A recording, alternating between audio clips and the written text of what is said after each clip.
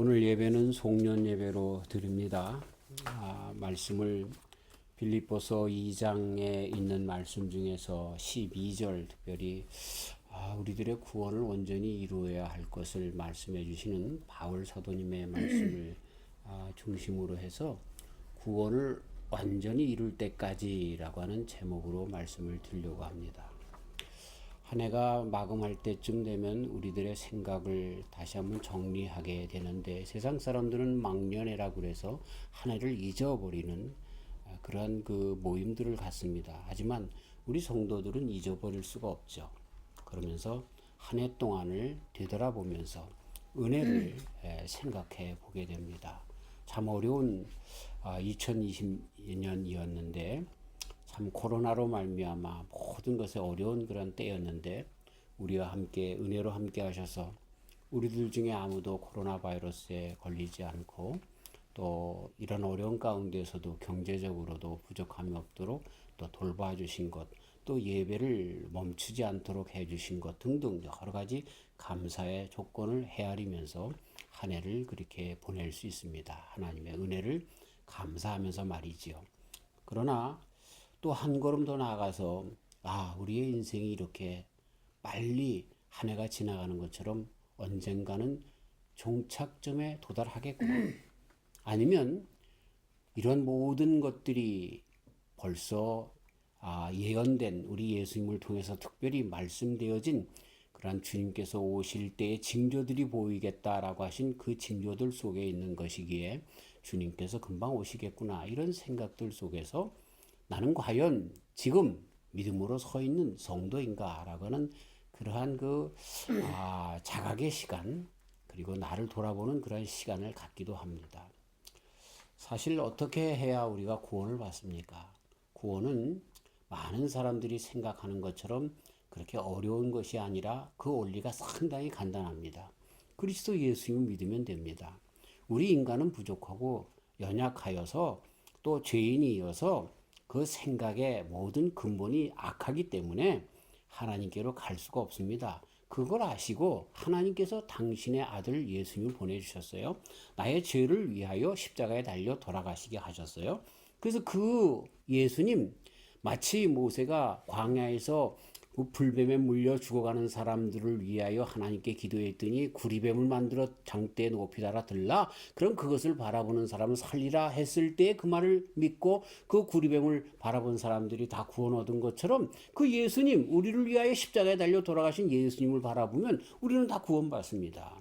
구원의 문제는 상당히 쉬운 문제입니다. 그런데도 과연 내가 예수 믿는 사람인데 이런 모양으로 살아가고 있는가? 내 꼬라지가 이게 뭔가라고 하는 생각을 아니할 수가 없는 것이죠. 어쩔 수 없는 것입니다. 근데 오늘 본문 말씀에 보니까 너의 구원을 온전히 이루라 라고 바울 사도님도 말씀하신 거 보면 구원이 그리스도 예수님 믿으면 되는 것인데 그렇게 호락호락하지 않나 봅니다. 그래서 연말에 다시 한번 우리들의 구원을 단돌이 하는 것이 중요하고 그리고 구원의 확신을 갖는 것이 중요하고 또 무엇이 우리로 하여금 이 구원을 잃어버리게 하는가라고 하는 것을 알고 그곳에 빠지지 않도록 우리들의 신앙을 세우는 것이 중요한 일이 아닐 수가 없는 것입니다. 참 언젠가 우리 하나님과 마주 서게 될 텐데 그때 주님의 음성은 무엇일까? 나는 그 음성을 미리 들었습니다만 여러분들도 아마 미리 벌써 그 확신 가운데 있을 줄 압니다만 내가 너를 사랑한단다 라고 하는 말씀, 그 말씀으로 우리를 구원해 주실 것이지만 그럼에도 뭔가 모르게 하나님 앞에 죄성스러운 마음이 또 있는 것은 어쩔 수 없는 마음인 것입니다. 신앙이라고 할 때, 믿음이라고 할 때 그 믿음이라고 하는 단어는 헬라어 본문의 성경에 기록되어 있는 단어는 피스티스입니다. 이 피스티스라고 하는 말은 신앙으로도 번역되고 믿음 또는 충성으로도 번역이 됩니다. 그래서 신앙이라고 하는 것은 아직도 충성하느냐라고 하는 것으로 나타난다는 그런 뜻입니다. 난 믿음이 있어. 난 예수님을 믿어라고 하면서도 그리스도 예수님에게 충성하지 않는다라고 하면 그건 내가 고집하는 것이지 엄밀한 의미에서 신앙이 아닐 수도 있겠다라고 하는 생각을 조심스럽게 하고 두려운 마음을 갖게 됩니다. 그래서 바울 사도님이 너의 구원을 두려워함으로 온전히 이루라 그렇게 말씀하셨나 봅니다. 많은 교단마다 교리가 조금씩 달랐습니다. 특별히 양대 그런 그 큰 다른 교리가 있는데 하나는 장로교의 교리고 하나는 감리교의 교리입니다. 그리고 모든 교단들이 거기에서 조금 가까웠거나 조금 하거나 서로 모든 것들을 서로 같이 쓰거나 하는 포용적으로 쓰거나 하는 그러한 교리들을 갖고 있는데 장로교의 교리는 예정론인데 한 번 예수님께서 구원하신 자들은 그 구원을 잃어버릴 수 없다는 것입니다. 감리교에서는 우리의 자유의지가 있어서 이걸 버릴 수도 있다라고 하는 그리고 우리가 하나님을 믿을 수도 있다라고 하는 그러한 자유의지에 대해서 알메니안주의의 그런 것에 입각해서 그러한 교주를 갖고 있습니다. 그래서 이 아주 장로교의 우측으로 많이 쏠린 자들은 한 번 구원받았기 때문에 나는 어떠한 죄를 져도 구원받는다라고 하는 이상한 똥꼬집이 생깁니다. 네, 죄송합니다. 고집을 갖다가 그런 거는 아주 잘못된 것이기 때문에 똥꼬집이라고 그렇게 이야기를 할 수밖에 없습니다. 또 감리교 쪽으로 완전히 좌편향으로 나간 사람은 내가 열심히 일을 해야 구원받는다라고 하는 열심히 율법을 행하고 말씀대로 살아야 구원받는다라고 하는 율법주의적인 생각 속에 빠져나갈 수도 있습니다. 이것을 아우르는 성경 말씀은 없는가? 한번 우리가 생각을 해보며 우리들의 구원을 온전히 이루어 나가야 할 것입니다. 그러나 분명한 것은 믿음이라고 하는 단어는 충성이기 때문에 오늘도 내가 믿음 안에 거하느냐? 그것은 오늘도 나는 그리스도 예수님께 충성하고 있느냐라고 하는 그러한 질문은 우리가 해 주면서 살아가야 한다라고 하는 것입니다. 참 성경에 보면은요. 안타깝게도 그리고 두렵게도 내가 그 말씀 가운데 있는 많은 작자들처럼 나도 그런 사람 중에 하나는 아닐까라고 하는 두려움까지도 주는 많은 일들이 있는데 많은 사람들이 있는데 곧 신앙에서 떠난 자들입니다. 그렇죠? 제가 성탄절기에 한 그 에피소드를 전도사 때 있었던 에피소드를 페이스북에 올렸더니 그 많은 분들이 댓글을 달아줬는데 댓글 가운데 그래요. 아유 나도 그런 장로님이 기억이 돼요. 좀 안 좋은 장로님 얘기를 썼거든요. 교회에서 제일 부자 장로님, 재정부장 장로님 댁에 우리가 크리스마스 때 되어서 학생들에게 정말 그 교인들의 집에 방문하면서 예배드리고 그리고 이제 거기서 주는 쌀이나 돈을 이제 받아서 도네이션을 받아서 가난한 사람들에게 나눠주는 그런 작업을 하는데 교회에서 제일 부자 장로님 댁에 들어갔는데요. 아이고 웬걸요 들어가서 30분 동안 설교만 받고 왔어요. 교회 재정으로 하지 이런 거 구차하게 왜 이런 교회가 거지냐고 막 이래가면서 얘기를 들어가지고요. 그래가지고서 집어치고 야 가자 그러라 그랬더니 애들이 아이고 전도사님 그럴 필요 없어요. 저 장로님 본래부터 짠돌이에요. 그러더라니까요 애들이. 그래서 그런 얘기를 했다는 것을 거기에 썼더니 맞아요. 나도 그런 장로님들이 기억되네요. 그러면서 많은 사람들이 그러더라고요. 그러니까 장로님들이 좀 짠 장로님들이 많은 것 같아요. 그러면서 왜 정말 예수님을 잘 믿는다라고 하는 사람들 속에서 예수님의 모습들이 안 나타나는지 모르겠다라고 하는 그러한 그 맥락의 글들을 그렇게 올리는 것을 보게 되었습니다. 지금도 사실상 교회가 공격받는 것은 하나님의 말씀이 잘못되어서이기보다는 또는 그리스도 예수님께서 하신 모든 행적과 우리를 향하신 사랑과 희생과 그 모든 말씀이 잘못되어서가 아니라 예수님을 믿는다라고 하는 신자들 그리고 오래 믿었다라고 하는 죄송합니다. 목사, 장로 이런 급에서 있는 사람들이 오히려 안 믿는 사람들보다 더 못한 일들 그리고 그 예수님 팔아서 오히려 자기네들의 권세와 돈을 챙기려고 하는 그들의 모습 속에서 교회로 나가지 않는 것을 봅니다. 이런 걸 보면 야 처음 시작은 어땠는지 모르지만 이렇게 타락이라고 얘기할 수는 없을지 모르지만 어쨌든 정말 교회를 욕되게 하는 그리스도의 얼굴에 먹칠하는 그런 사람들이 나오는구나. 과연 저들이 구원받았을까? 저는 그런 말도 하기 싫어요. 왜냐하면 구원은 전적으로 하나님께 있는 것이기 때문에 왜 저들이 저렇게 바뀔까라고 하는 그런 변절될까라고 하는 그런 마음에 좀 안타까움은 있습니다. 그래서 바울 사도님도 너의 구원을 온전히 이루라고 그렇게 말씀을 하고 있는 것이 아닌가라고 하는 것입니다. 사실상 구약에 있는 성경에 있는 말씀들은요, 그렇죠? 선지자들을 통해서 주신 말씀에 대부분의 말씀이 뭡니까? 빨리 회개하고 돌아오라는 거예요. 그렇죠? 특별히 말라기서 마지막 그 권에 있는 구약의 마지막 권인 말라기서에서도 제사장조차도 타락했던 것을 보게 됩니다. 어떻게까지 거기에 표현되고 있냐면 하나님께서 그 성전의 문을 닫았으면 좋겠다. 너희들이 드리는 그 제물의 똥을 네 얼굴에 발릴 것이다. 이렇게 말씀하시는 그 말씀을 보면 그 구약의 믿음의 그런 상징이라고 보여질 수 있는 제사장까지라도 완전히 타락한 모습으로 비춰지는 것을 보면 왜 이럴까라고 하는 참 두려움이 있습니다. 아까도 말씀드린 것처럼 나는 그런 류의 사람이 아닌가라고 하는 그런 생각을 떨쳐낼 수가 없는 것입니다.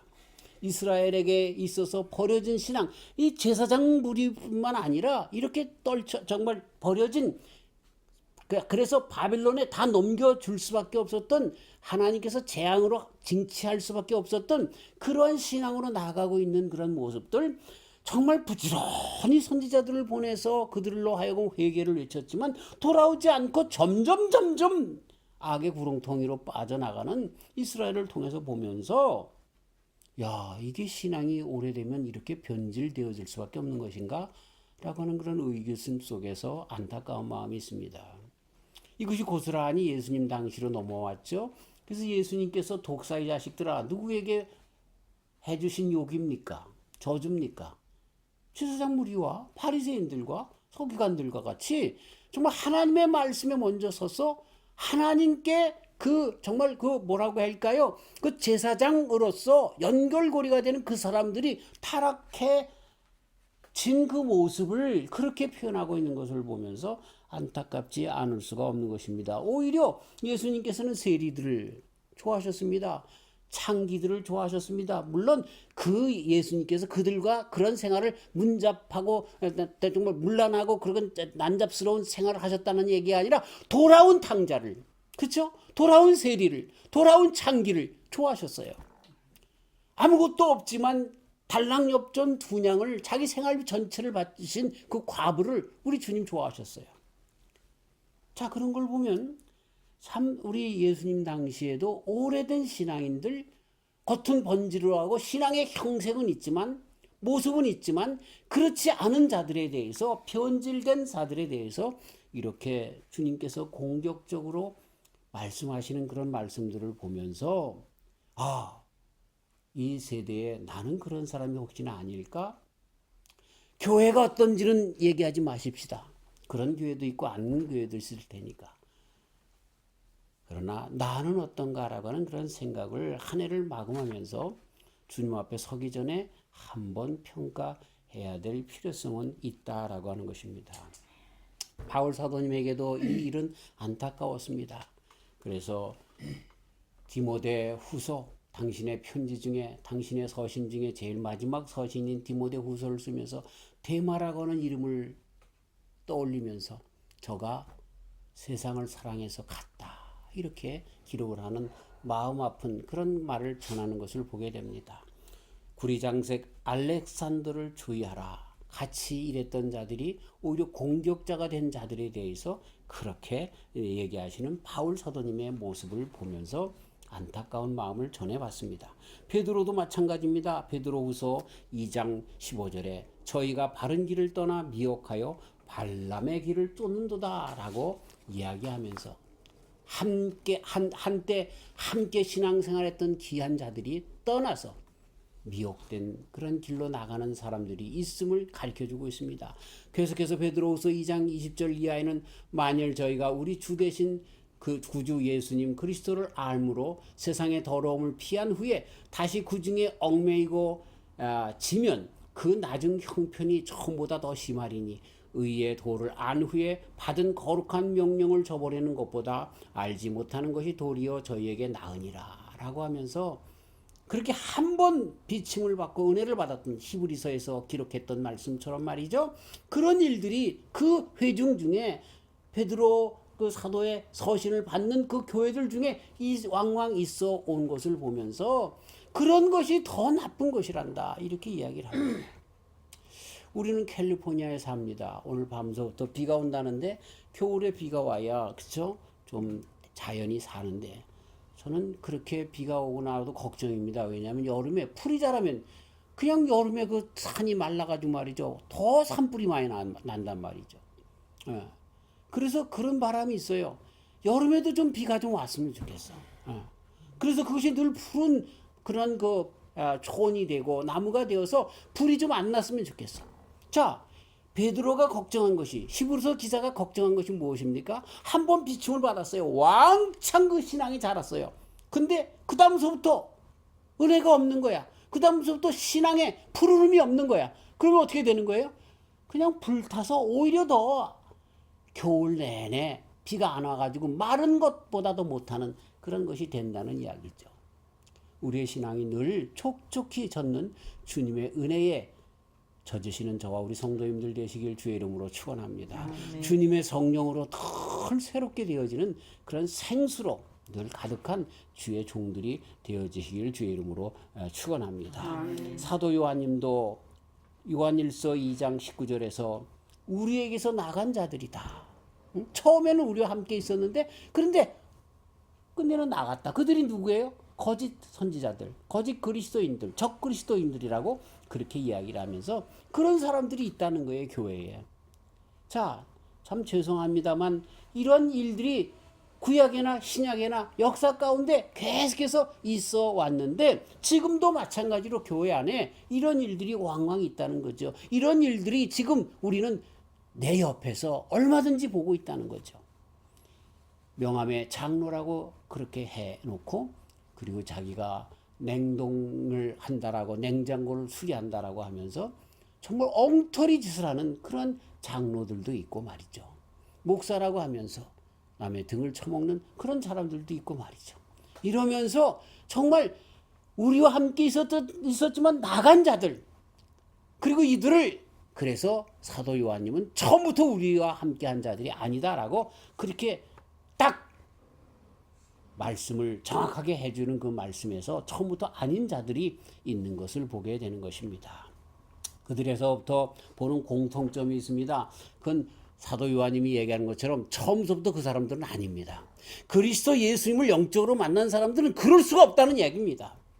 그리스도 예수님께서 지금도 나와 함께 동행하며 나의 주님이 된 자들은 그럴 수가 없다는 것입니다. 그리고 그들은 적 그리스도라고 하는 것입니다. 교묘히 교회 안에 들어와서 교회 안에 어리숙한 사람들의 단물을 빼먹고 쏙 빠져나가는 그런 사람들이 된다는 것이죠. 우리 박 목사님도 아시지만 제가 세계선교교회 있을 때 우리 안수 집사님 중에 한 분이 아는 친분 있는 분을 전도하려고 교회로 데리고 와서 같이 신앙생활 하는데 이분이 그 사람하고 사업한다고 그래가지고 29억을 띄워먹었습니다. 그리고 도망갔습니다. 이런 적그리스도죠. 자기의 욕심을 채우기 위해서 교회에 와서 그 신앙을 그렇게 겉으로 내세워서 정말 전도하려고 했던 그의 영혼을 사랑했던 그 안수 집사님의 그 마음을 아주 도용해버린 거죠. 참 악한 사람들이에요. 처음부터 아니에요, 그 사람은. 그 속에 그리스도 예수님이 아니었어요. 이 세상의 향락과 돈에 관심이 있어서 들어왔던 자들이 얼마나 많은지 몰라요. 네. 신앙의 모양은 있지만 신앙을 갖지 않은 자들이 이러한 일들을 끝내 이루고 육신의 욕심을 벗어나지 못한 자들 그리고 그리스도를 영적으로 체험하지 못했기 때문에 이렇게 처음은 그런 것 같지만 다 떠난 자들로 끝내는 나타날 수밖에 없음을 가르쳐주고 있습니다. 무엇보다도 성령의 내주함을 끝까지 받지 못해서 이렇게 뛰쳐나갈 수밖에 없는 자들. 마치 예수님께서 정말 그 소재된 그곳에 악한 귀신 7을 데려와서 자리 잡았다라고 표현했던 것처럼 그러한 영적인 상태에 들어가는 자들이 되는 것을 보게 됩니다. 자, 그런데 그 원인이 뭘까요? 그 원인을 우리는 성경에서 찾아볼 수가 있습니다. 계속해서 말씀 가운데 있지만 그 말씀을 듣지 않기 때문에 그렇습니다. 이스라엘 백성들에게 계속해서 선지자들이 찾아와서 말씀해 주었지 않습니까? 그런데 안 듣습니다. 지금도 세상 사람들에게 주의 종들을 통하여 말씀을 그들에게 전하고 있지 않습니까? 그런데도 그들은 그 말씀을 받으려고 하지 않습니다. 아마 좋게 얘기를 하면 그들이 무지해서 그렇다라고 이야기할 수 있을 것입니다. 그들이 말씀에 대한 오해를 하고 있기 때문에 그럴 수 있습니다. 에이, 그 이야기는 아주 신적인 사람들, 이 세상에 속하지 않은 사람들, 그런 사람들만 그 말씀을 지키는 거지 우리들이 그걸 어떻게 지킬 수 있어? 라고 그렇게 무시해버리는 그러한 사람들이기 때문에 그럴 수 있다라고는 좋은 방법으로, 좋은 쪽으로 생각을 해 줄 수가 있는 것입니다. 그러나 또 한쪽으로는 그 말씀을 들었을 때에 그 말씀의 진정한 뜻, 하나님께서 그 말씀을 우리에게 왜 주셨는가? 하나님의 사랑과 주님의 그 애틋한 마음을 전해받기보다는 그저 귀찮아서 떡 하나 주려고 하는 그런 마음으로 예수님을 믿으려고 했기 때문에 그런 것이 아닌가 싶습니다. 성탄절이 되고 추수감사절이 되고 한국의 부정이 되고 추석이 되고 할 때 부모님의 마음은 뭡니까? 자식들이 함께 하기를 바라는 마음 아닙니까? 그런데 자식들에게 정말 그 있는 부모에게 하는 효도가 돈 몇 푼 보내주고 전화하면서 엄마 사랑해요 라고 하는 그런 말 한마디 해주는 것으로 자기의 효성을 다했다라고 하는 그렇게 잘못 생각하는 그런 것이 신앙 안에도 있다는 것이죠. 오히려 주님께서 원하시는 건 뭐예요? 함께 하길 원하는 거. 아버지의 마음을 알아주는 것 이건데 유대 율법주의자들이 어떻게 나갔습니까? 성전을 중심으로 하여 제사를 지내는 것으로 자기는 땡쳤다는 거예요. 자기는 신앙을 지켰다는 거예요. 아버지께 하나님께 할 일을 했다라고 하는 그러한 그 겉에 발린 그래서 할례를 겉으로 하지 말고 육비해라 신비해라 그렇게 말씀하신 주님의 음성을 듣게 되는 것을 보게 되는 것입니다. 또 나가서 율법을 알고는 있었지만 율법의 그 뜻을 그대로 알고 행하는 그런 것이 없었습니다. 예수님께서 어떤 율법사가 와서 첫째 되는 계명이 무엇입니까? 물어봤을 때 뭐라고 생각하느냐? 첫째는 이것이니 하나님을 사랑하라. 둘째는 이와 같으니 네 이웃을 내 너무와 같이 사랑하라. 주님께서 그렇게 대답해 주셨던 그 말씀의 율법의 진정한 뜻을 알지 못하기 때문에 그들은 하나님의 말씀을 듣고 지키는 척하는 것을 말씀을 지키는 것이냐, 계명을 지키는 것이냐, 율법을 지키는 것이냐 그렇게 오해하며 살았기 때문에 신앙을 이상한 방법으로 내어몬 것입니다. 그래요. 지금도 많은 교회 다니는 오래 다니는 사람들이 말씀을 잘합니다. 그래서 싸움 날 때마다 말씀의 집행자가 되어서 얼마나 말씀으로 단도질을 하는지 모릅니다. 그래서 문제예요. 장로님들이 목사님을 내쫓습니다. 무엇으로? 말씀으로. 목사님들이 장로님을 내쫓습니다. 무엇으로? 말씀으로. 허허, 그게 아닌데. 하나님의 말씀의 진정한 뜻이 있을 곳이 없는 그런 곳이 되었습니다. 왜? 하나님의 말씀에 대한 오해가 그 속에 있었기 때문에, 계명에 대한 오해가 있었기 때문에. 자, 그런데 그 이유를 더 깊게 들어가 보면은요, 스가랴 선지자가 1장에서 이렇게 얘기를 합니다. 악한 생각, 악한 마음, 악한 길에 서는 것, 악한 행실을 하는 것. 그래서 하나님에게 귀를 기울이지 않는다. 이렇게 표현하고 있습니다. 그러니까 우리 마음 가운데 악한 것이 있기 때문에 하나님의 말씀을 안 듣는다라고 하는 거예요. 예. 내 속에 먼저 악한 생각으로 딱 단도리를 해놨기 때문에, 문을 잠가놨기 때문에 하나님의 말씀을 아무리 해도 그 악한 생각, 악한 행실, 악한 뜻, 마음 안 바뀐다라고 가르쳐주고 있습니다. 그래서 이스라엘 백성들에게 아무리 부지런히 하나님께서 선지자들을 보내도 그들이 깨달음이 없고 변함이 없고 회개하지 않았다라고 하는 그런 것들을 그 악한 생각, 악한 마음, 악한 행실 이렇게 표현하고 있는 것을 보게 되는 것입니다. 참 이런 악한 생각이라고 하는 말을 성경에서는 뭐라고 다른 말로 표현하고 있냐면 육적인 욕심, 유욕이라고 정욕이라고 그렇게 표현을 하고 있습니다. 그들이 죄에서 돌아오지 않는 이유는 정욕 때문에 그렇다는 거예요. 그것이 잘못됐는 줄 알면서도 돌아오지 않는 것은 그들의 욕심 때문에 그렇다는 거예요. 미국이 지금 정치적으로 참으로 어려운 때에 있습니다.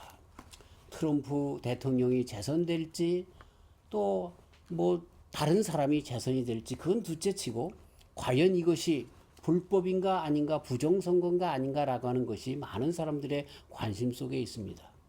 그런데 그런 것들이 여기저기서 퍼져나오면서 얼마나 더 큰 부정적인 그 부정한 일들이 숨어 있는가라고 하는 것을 우리가 의심케 됩니다. 미국의 많은 사람들이 절반 이상이 부정선거였다라고 하는 확신을 갖고 있고 그리고 거기에 연관된 사람들이 많은 사람들이 돈에 연관되었음을 그렇게 생각들 하고 있습니다. 그렇지 않기를 바라고 또 하나님께서 미국을 바로 세워서 정확하게 정말 자유민주주의로 나아가는 공산주의가 되고 이를테면 독재자 정치 다른 어떤 딥스테이트나 그 어떤 것에 의해서 그렇게 되어지지 않는 나라가 되기를 우리가 기도하지만 그렇게 되어지지 않기를 바라지만 그러나 이런 것들이 연결되어서 그들이 무엇이 진정 공평한 것이냐라고 하는 것을 알려지기를 싫어한다는 얘기예요. 왜? 자기가 욕심이 있으니까. 자기가 계속해서 정권을 잡아야 하니까. 자기가 계속해서 돈을 벌어야 하니까. 그렇기 때문에 선한 말을 들을 수가 없는 거예요. 하나님의 말씀을 들을 수가 없는 거예요. 여러분 회개하면 쉬운 일인데 그걸 안 하는 거예요. 예를 들어서 죄송한 표현입니다만 어떤 사람이 자꾸만 바람을 핀다는 거예요. 그러면 이 사람이 회개하고 바람 안 피면 되는데 이거를 법적으로 만들자는 거예요. 그래서 바람을 펴도 서너 사람 바람 펴도 그걸 법적으로 인정해 주자 이렇게 법을 만들어 버리는 사람들이 된다는 거죠. 그러니 이 사람들에게는 선한 법이 그들에게 들어가지 못하는 것입니다. 그들이 도둑질해도 뭐 예를 들어서 10만 불까지 도둑질 해주는 것은 봐주자 뭐 이런 법을 만들어낸다고 하면 이걸 얼마나 얼토당토하는 세상으로 나가게 되겠습니까? 그러니까 그들이 가지고 있는 욕심 때문에 하나님의 말씀이 전혀 먹히지 않는다. 이것이 성경에서 가리키는 것입니다. 베드로후서 2장 10절 육체를 따라 더러운 정욕 가운데서 행하여 주관하는 일을 멸시하는 자들에게 특별히 형벌하실 줄을 아시느니라.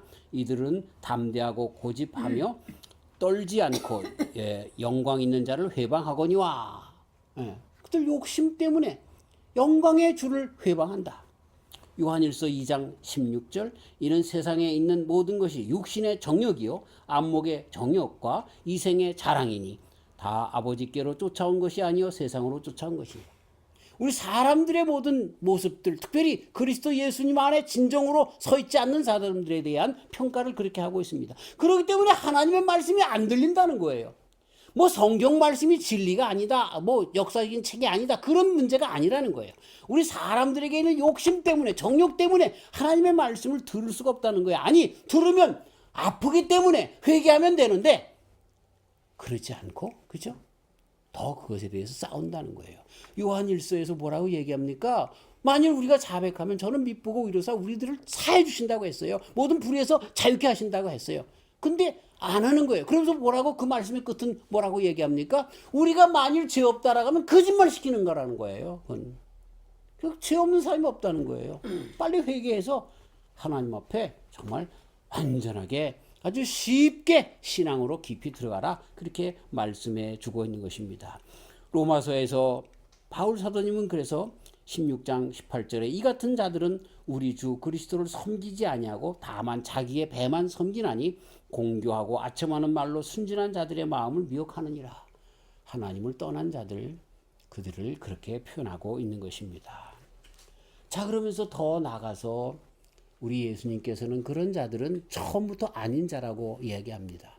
예수님께서 제자들 중에 가룟 유다를 처음부터 아니다라고는 말씀을 해주신 것을 보게 됩니다. 참 안타깝지만 그러나 마음속에 감사한 것은 뭐냐면 12명 중에 한 사람밖에 아니었어. 참 감사합니다. 네. 처음부터 아닌 걸 알았어요. 그러면서 가라지 비유를 해놓고 있습니다. 씨를 뿌리러 나갔는데 사단 원수가 마찬가지로 자기네 씨를 뿌렸다는 거예요. 그 마지막 날 수확해서 그쵸? 어떻게 한다고요? 가라지는 버려서 불못에 던지고 알곡은 천국 창고에 걷어들인다, 이런 말씀을 하면서 처음부터 아닌 사람들이 교회 안에도 있을 것을 그렇게 우리 예수님께서 벌써 가르쳐주고 있습니다. 요한일서 2장 19절 말씀 아까도 인용했지만 저희는 누굽니까? 적그리스도를 이야기합니다. 우리에게서 나갔다. 우리와 비슷하게 출발했으나 우리에게 속하지 아니하였다라고 못 박아서 이야기하고 있습니다. 예. 그러니까 우리 육신의 욕심 때문에 들어온 사람들, 가룟 유다가 그랬잖아요. 자기가 예수님에 대한 어떤 생각을 가졌잖아요. 예수님은 누구예요? 우리 유대를, 우리 이스라엘을 로마에서부터 자유케 할 해방의 왕이다라고 생각을 했잖아요. 자기가 예수님을 생각을 했어요. 예수님은 누구예요? 하나님의 아들이세요. 예수님은 누구예요? 구세주예요. 예수님은 누구예요? 우리를 속량하시는 분이에요. 예수님은 누구예요? 하늘의 왕이에요. 이런 것들을 받아들이지 않고 자기의 생각 가운데 예수님을 그대로 두고 욕심 가운데 자기의 생각 가운데 바뀌지 않았던 그 가룟 유다는 처음부터 아니라는 거예요. 우리가 예수님을 믿어도 내 욕심대로만 믿으려고 하는 사람들은 처음부터 아니라는 거예요. 빨리 회개해야 된다는 거예요. 회개는 뭐예요? 그리스도 예수님께 바치는 거예요. 내 뜻이 아니라 하나님께서 우리를 향한 뜻이 무엇인가를 알아 그 뜻대로 나가는 그 밖에 없다라는 것입니다. 그리고 또 한 가지 생각할 수가 있는 것이 있습니다. 우리들의 구원을 완전하게 이루지 못하는 것 중에 마지막으로 하나가 뭐냐면 그거는 가시떨기에 떨어진 씨와 같다라고 이야기합니다. 예수님께서 풀어주시기를 가시떨기는 세상의 염려, 재리의 염려, 이런 것들, 이런 것들 때문에 그렇게 염려 때문에 그 충실한 열매를 맺지 못한다라고 이야기하시면서 그 말씀의 뜻이 뭐예요? 두 마음을 품은 자라는 거예요. 우리 하나님을, 우리 주님을 재물과 겸하여 섬길 수 없느니라. 두 주인을 섬길 수 없느니라. 딱 잘라서 우리 예수님께서 말씀해 주시는 거죠. 우리는 세상에 살면서 염려와 근심과 걱정이 없을 수는 없습니다. 하지만 우리 주님께서 이 말씀을 통해서 주시는 말씀이 뭐예요? 먼저 그의 나라와 의를 구하라. 먼저 우선적으로 해야 할 것이 뭔가를 가르쳐주고 있습니다. 두 주인을 섬길 수 없음을 이야기하고 있는 것입니다. 그러면서 우선적으로 우리가 해야 할 것, 딱 절대적으로 주님에게 우리의 발을 다 태워야 할 것을 가르쳐주고 있는 것입니다. 한쪽 배는 천국으로 갑니다. 한쪽 배는 지옥으로 갑니다. 근데 양발을 다 걸치면 어떻게 됩니까? 찢어져서 뚝 바다에 떨어지고 말 것입니다. 완전히 우리는 그리스도 예수님 안에 서야 되는 것입니다. 이런 모습들 때문에 그리스도 예수님을 끝까지 인정하지 못하고 구원에 들지 못하게 되어서 안타까운 마음으로 바울 사도님은 너희 구원을 온전히 이루라 말씀해 주고 있는 것입니다. 말씀을 마치면서 해결책을 말씀드리려고 합니다. 이 말씀은, 해결책은 남에 대한 적용이 아니라 그래 그 장로님이 좀 그래야 되는데, 그 목사님이 그래야 되는데, 누가 그래야 되는데, 그러지 말고 내 자신에게 한번 비춰보자 하는 이야기입니다. 갈라디아서 디도서 3장 9절에 변론을 피하라. 그리고 한두 번 훈계한 후에 떠나라.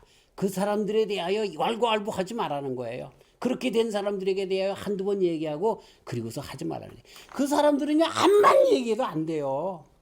왜? 두 가지 중에 하나니까. 하나는 뭐예요? 이미 처음부터 아닌 자예요. 왜 아닐까요? 정욕으로, 자기네들 욕심으로 지 멋대로 고집대로 예수님을 믿으려고 했기 때문에 그 사람들은 암만 하나님의 말씀을 드려도 안 돼요. 또 다른 말씀을 자기의 유익하게 사용해서 공격할 뿐이에요. 그렇기 때문에 변론하지 말라는 거예요. 자꾸만 그 사람들하고 말하지 말라는 거예요. 한두 번 얘기하고 떠나라는 거예요. 물론 그것은 이단에 대한 이야기이기도 하지만 마음이 다친, 가다가 떨어진 그런 신앙을 가진 사람들에게 대한 처신 방법도 마찬가지입니다. 그러나 우리가 가져야 될 것이 뭐예요? 오늘 말씀처럼 두렵고 떨리는 마음으로 우리 각 개인 이 말씀을 듣는 사람들에게 주시는 바울 사도님을 통한 하나님의 말씀입니다. 두렵고 떨림으로, 내 자신이 두렵고 떨림으로. 구원은 누굽니까? 우리 어머니가 구원받아야지, 우리 아버지가 구원받아야지, 함께 구원받아야지만 결론적으로 내 구원이 문제입니다. 내 구원이 문제입니다. 내가 구원받아야 하는 것입니다. 구원은 내 자신에게 상당하는 것이지 남의 구원과 내 구원과는 상관이 없습니다. 그래서 이렇게 내 구원을 생각하며, 그리고 그 다음에 뭐예요? 내가 이미 얻었어 라고 하는 그런 아주 확신, 그건 좋지만, 그러나 그것 때문에 내 구원에 대한 완전함에 속해서 내가 어떤 일을 해도 나는 구원받았다라고 하는 이상한 고집으로 서면 안 되고, 두렵고 떨리는 마음으로, 그쵸? 내 구원을 오늘도 이루어가고 있는가라고 하는 것을 점검하며 나가야 한다는 것입니다. 아침에 일어나서 우리는 하나님께 기도합니다. 그리고 저녁에 잠들 때도 하나님 앞에 기도해야 합니다. 주여, 하루를 감사합니다. 내가 혹여나 이 밤을 잠들 때 회개하지 못한 것이 있어서 주님 앞에 용서받지 못해 혼낼 일이 있다고 하면 주님 기억나게 하시고 회개하게 해주시고 새날을 맞게 해주시옵소서. 이렇게 우리는 하루를 전체적으로 이렇게 주님과 함께 생각하며 겸손하게 그렇게 새하늘과 새 땅을 바라보는 믿음의 사람으로 서야 하는 것입니다. 정말 그래서 베드로후서 3장 12절 이하에 하나님의 날이 임하기를 바라보고 간절히 사모하라. 그 다음에 새하늘과 새 땅을 바라보자. 이렇게 말씀해 주시는 것처럼 그렇게 하나님 나라를 바라보면서 거기에 소망을 두고 우리들의 믿음을 갖고 나가야 하는 것입니다. 땅을 바라보면 어떻게 됩니까? 욕심이 생기는 거예요. 욕심을 갖게 되면 어떻게 됩니까? 하나님의 말씀이 부딪혀서 들어오지 못하게 되는 거예요. 그러니까 베드로 사도님은 뭐라고 얘기하는 거예요? 새하늘과 새 땅 바라보자는 거예요. 하나님의 나라를, 정말 그 임하는 그 나라를 간절히 사모하자, 이렇게 가르쳐주고 있습니다. 자, 이런 것의 마지막 방법이 있는데 그게 뭡니까? 씨 뿌리는 그 비유에서 우리 주님께서 가르쳐 주시려고 했던 건 뭐냐면, 운명론적으로 씨를 뿌렸더니 어떤 건 길에 떨어졌다, 어떤 것은 돌짝밭에 떨어졌다, 어떤 것은 길가에 떨어졌다, 어떤 것은 가시밭에 떨어졌다, 어떤 것은 옥토에 떨어졌다. 그것을 가르쳐 주려고 하는 그런 운명론적으로, 그렇기 때문에 길가에 떨어진 것은 새들이 먹고 밟혀서 죽고, 또 돌에 떨어진 것은 얼마 있다가 그냥 타서 죽고, 가시에 떨어진 재리에 눌려가지고 그렇게 신앙생활을 하지 못한다. 이건 어쩔 수 없이 사람들마다 다 다른 거야. 이렇게 운명론적으로 이 말씀을 주신 것이 아니에요. 그 말씀의 주제가 뭔지 아십니까? 갈아엎은 땅이 옥토가 된다는 거예요. 그 땅에 하나님의 말씀이 떨어지면 30배, 60배, 100배 열매를 맺는다는 거예요. 무슨 말씀이에요? 성도들이요, 계속해서 우리들의 마음을 갈라는 얘기예요. 아멘. 성도들이요, 계속해서 오늘도 회개하며 정말 두렵고 떨리는 마음으로 내가 회개할 자로 알아. 늘 내 자신과 우리 주님과의 관계성을 늘 회복하면서 무엇이 잘못했는지 보면서 늘 회개하면서 주님과 관계를 늘 회복하면서 살아나가라. 이런 아멘. 말씀인 거예요. 네, 그런 사람만이 두렵고 떨림으로 구원에 이르는 귀한 종들이 된다는 거죠. 사랑하는 성도 여러분, 우리는 절대로 가다가 중간에 변절되지 마십시다. 그건 처음보다 못하다라고 베드로 사도님이 또 히브리서 기자가 이야기합니다. 우리는 기왕에 한번 정말 주님의 은혜 가운데 있으면, 구원받았으면 그것을 끝까지 정말 내 속에 계속해서 주시는 주님의 은혜 가운데, 성령님의 생수 가운데 늘 거하면서 늘 회개하며 내 밭을 일궈가 주님의 뜻을 바라보면서 나아가 주님 나라에 가서 진정 칭찬받는, 구원을 두렵고 떨림으로 온전히 이루는 저와 우리 성도님들이 다 되시기를 주님의 이름으로 축원합니다. 하나님 감사합니다. 한 번 죽는 것은 사람들에게 정한 것이고 그 후에는 심판이 있습니다. 이 세상에서 많은 것들을 얻었으면서도 생명을 잃어버리면 그것이 무슨 소용이 있겠습니까? 연말이 되면 많은 생각을 하지만 우리는 구원에 대해서 특별히 더 생각하지 않을 수 없습니다. 아버지요, 영원한 생명, 하나님의 나라를 바라보게 하여 주시니 감사합니다. 그리고 이것을 바라보면서 두렵고 떨리는 마음으로 구원을 이루게 하시고 또 우리가 참 겸손한 마음으로 끝까지 주님 안에서 내 마음의 밭을 일구면서 복음의 씨앗을 그대로 싹 트여서 30배, 60배, 100배 결실을 맺으며 살아갈 수 있도록 도와주시니 감사합니다. 이 은혜로 아버지 하나님 이 연말을 훈훈하게 지내고 새해를 맞는 우리 모두가 되게 하여 주시옵소서. 감사하옵고 예수님의 이름으로 기도하옵나이다. 아멘.